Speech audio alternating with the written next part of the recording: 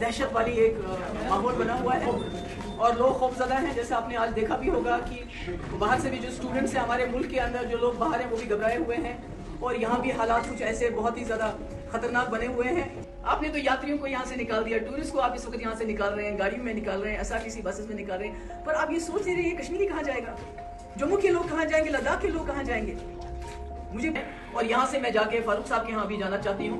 उसके बाद मेरा ये है कि मैं जो सजाद लोन साहब हैं, इमरान अंसारी साहब हैं, ये फैसल साहब हैं, इंजीनियर रशीद साहब हैं, उन सब को लेके हम कहीं आपस में मशवरा करके उसके बाद हम देखेंगे हम क्या करना चाहते हैं। तो अभी मैं फारूक साहब को देखने भी जाना चाहता हूँ।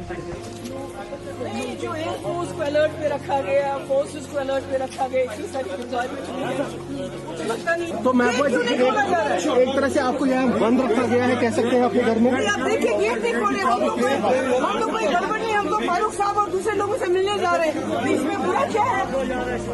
मैम आपको जाने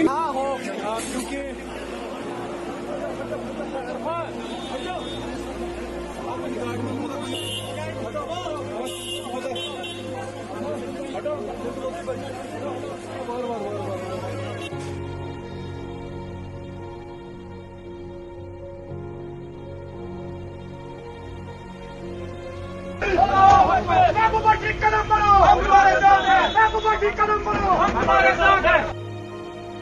Just left her house and she is right now, she was walking towards the house of Dr. Farooq Abdullah where she met him and now is going to meet the Sajad Loan. She also said that she's going to meet other leaders as well. Before that she addressed a press conference in which she was very clear, suggesting that all these developments that have been happening in the state of Jammu and Kashmir are scary. The reason why she is going out at this hour and meeting these political leaders is apparently to give a sense of unity and try and send across a message to the government.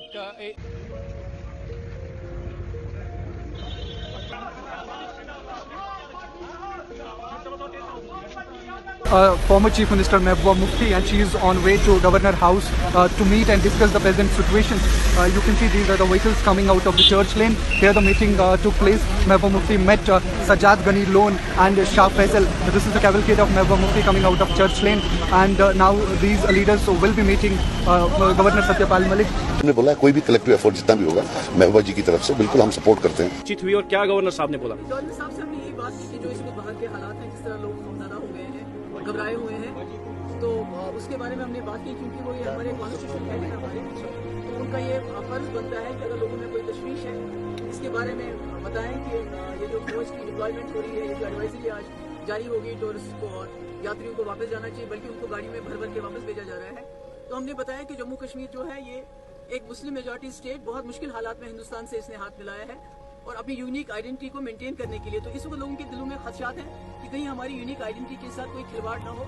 आपने कहा हम convince नहीं है उनके जवाब। हम जो जितनी भी हम जमाते हैं इस वक्त तो सब लोग नहीं आ सके, क्योंकि तारिक आमिर साहब की भी इतनी तबीयत ठीक नहीं है, गुलाम अहमद मीर साहब जम्मू में है, मीर साहब नहीं है, गुलाम हसन मीर साहब हमारे पास नहीं है, सदर हकीम यासीन साहब नहीं है, उमर साहब दिल्ली में है और फारूक साहब जो है इंडिस्पोस्ट है, रशीद इंजीनियर साहब लंगेट में है। तो हम सब मिल बैठ के इसके आगे हमें क्या करना है, मगर इतनी बात जरूर है कि हम सब इकट्ठे हैं और पूरी जद्दोजहद करेंगे और पूरी जोर लगाएंगे कि जम्मू कश्मीर का जो तशख्खुस है, जो आइडेंटिटी है, उसको किसी किस्म का नुकसान नहीं पहुंचे।